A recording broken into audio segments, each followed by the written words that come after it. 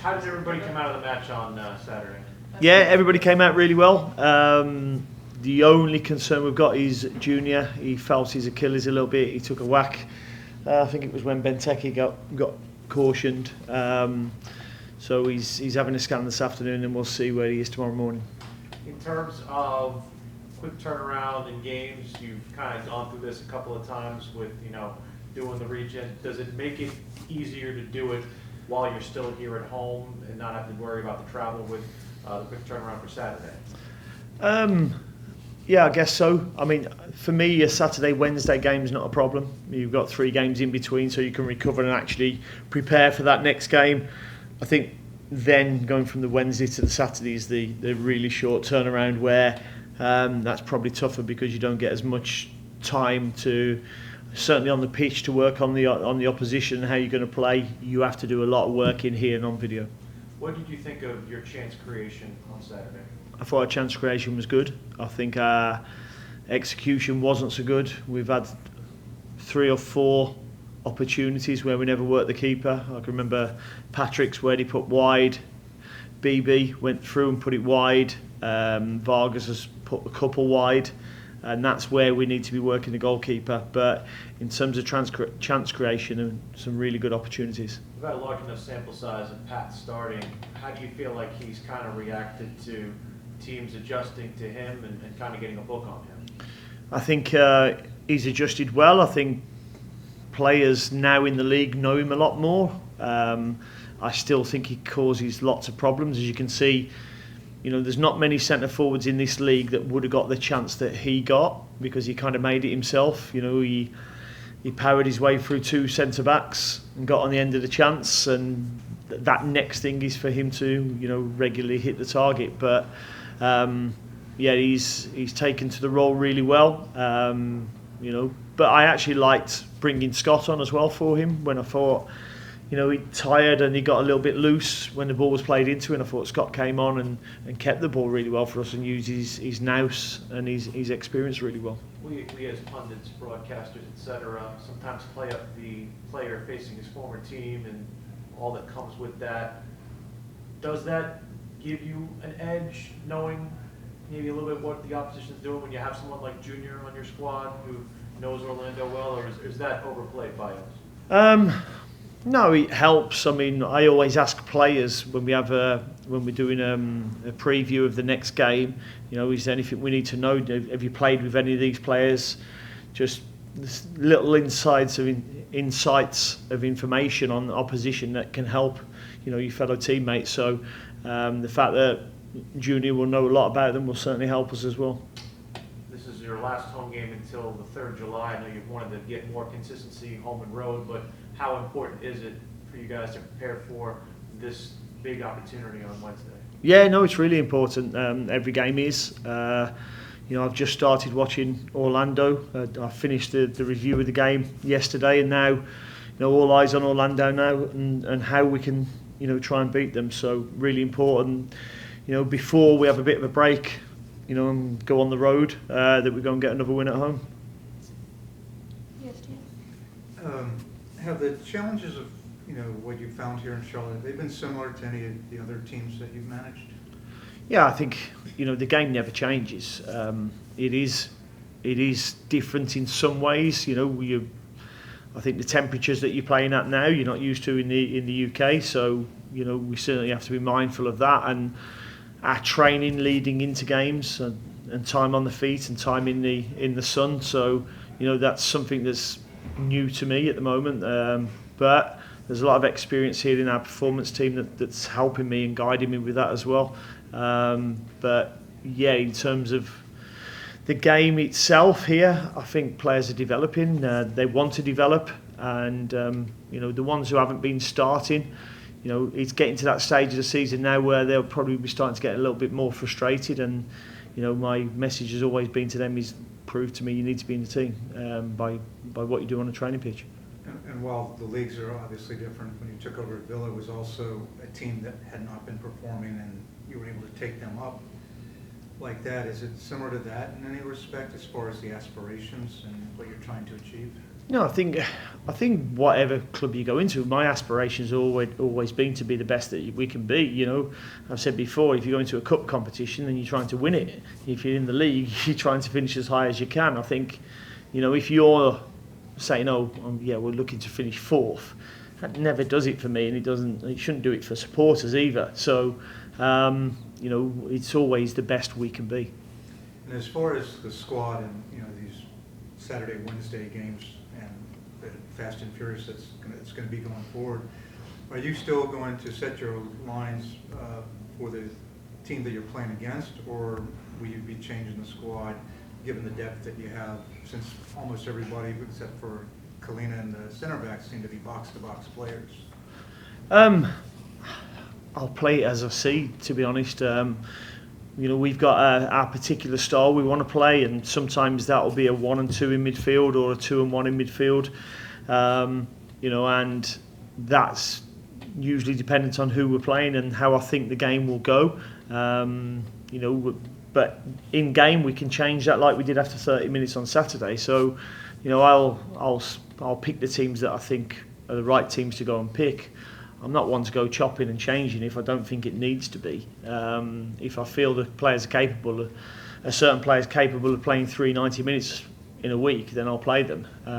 You know, because that's what they're here to do. You know, players can play 38 games in a season, no problem. You know, it's not a lot to do when, you know, people were playing 50 or 60 years ago. So, you know, they're still doing the championship. They're still doing the championship as well, yeah. But as I say, the different thing for me is obviously the distance of the road trips, but also the heat as well. Thanks. No problem. I'm sure you've talked a lot about Ashley so far this season, but just halfway through year one, what has it been like to come into the club and have someone like Ashley to kind of set the tone?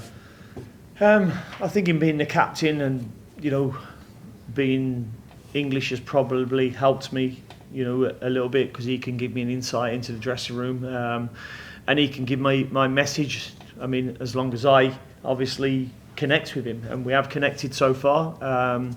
You know, he's been a real joy to work with, because he trains how he plays as well, and that's what I always want to see from one of the leaders of the group, is that they do the right things and set good examples for others, and he certainly does that. And what did you just know about him coming in, both of you being in England for so long, and was that an attractive kind of option to have someone that you knew could probably be relied on for something like that? Well, I didn't know him personally at all. My teams had played against the teams that he'd played for, but a lot of our friends cross over, you know, from his time at Aston Villa, and then I went to Aston Villa, and there's a lot of people still there. You know, so, you know, I obviously would have spoken to people, you know, about Ashley. I know Ashley would have spoken to people about me as well, and you know, they all gave a favourable opinion of him, which, you know, tells you what a good guy he is. Yeah, Carol. Hey, Dean. Hey, Carol. Coming into it. So we've seen you use Brandt Bronico kind of as a defensive midfielder, as a, you know, pushing forward a little bit more. I mean, I guess normally we think of him as a defensive player, but in the last 2 games he's been involved in some assisting and creating. I mean, is that, you know, how do you use him? What do you think about his skills offensively there? Well, I think I said when I first came here, his running stats are incredible. He's, out of all the players I've ever worked with, he's the best runner I think I've worked with, in terms of covering distance across the pitch, and his will to keep covering the distance. So, you know, I see him as somebody who can actually run beyond defenders, and he's done that a number of times. He got the assist at Atlanta by running beyond, and he got a big chance, you know, where he probably should have worked the goalkeeper the other day as well. I think the LA Galaxy game, our 3 or 4 best chances were him as well. So, you know, I think he's somebody who can certainly cause problems to the opposition backline by making them runs, but he doesn't neglect his defensive duties as well. But I think when you've got somebody who can run like he can, then it's best to utilise it, because he can run box to box. Would you like to see him more aggressive and take more shots? I'd like to see him hit the target a lot more when he's when he's taking these shots, yeah. But, you know, I'd say the same about Patrick and Kerwood as well. So, but he's getting into really good areas, and, you know, he's he's had to be patient as well because the players in front of him, when he was injured, were playing well, so he hasn't had as much game time as you probably would have expected at the start of the season. But he started to come into his own. It's really good when you've got players like that coming in after 9 or 10 games and putting in the sort of performances he has. And I know, given the window coming open in a month or so, and with the Swiderski situation, what's your preference? I know it's in limbo during the Euros, but what would you like to see happen with that situation? What with Swiderski? Yeah. I have no idea. I mean, that's down to the front office dealing with Carroll and what Carroll's expectations are. Obviously, he's now our player again. He's in the Euros at the moment with Poland, and we wish them well there. But I think that's something that's got to be ironed out front office wise. Okay. And Abada, you seem to like you're taking him out, toward the end of the game. Is he still working into shape? Are you thinking he's getting tired, or is he adjusting to the heat, or is that just kind of how you see his? Yeah, no, I just watching the game on Saturday and watching it back. He made some real good runs, and I just felt, I think it was probably 20 minutes into the second half, he'd done a couple of box to boxes and was stretching, and I felt it was the right time to bring him off and not, because he has had an injury already here, and I don't want him to get injured again. So we will have to gently get him through games at times, especially when it's a 3-game week, and because we've got such a strong bench at the moment. Yeah, no worries. Anyone else? Go ahead. Speaking of maybe players getting frustrated with not a lot of minutes, Brett Diagre is a guy that haven't typically used much, or he's come in as a sub or a late sub, right? Given that he's on relatively decent amount of money and is wearing the 10, what would you like to see more out of him to kind of earn a starting role in the squad? Well, the thing for me, I don't look at a player and think about how much he earns. And frankly, I don't know what they earn. I don't really care what they earn. I just look at the player and how they're doing. He ended up with 5 cautions, I think, came out of the team, and he's found it hard to get back in the team, and that's what can happen sometimes. So, he's working extremely hard. He's actually looked really bright the last week, which has been good. I thought he came on at Atlanta and saw the game out, helped us see the game out really well. But for the kind of player he has, he knows that he's got to produce more assists and more goals. So where do you think is his best position? He would probably say a 10, I'm guessing. I think that's where he had the most success in Belgium and France. I think he can play on the side as well really well. I think without the ball he's been excellent for us. We just need some better numbers with the ball from him. No worries. Anyone else in the room? We can go ahead and go to Zoom if anyone on Zoom has questions.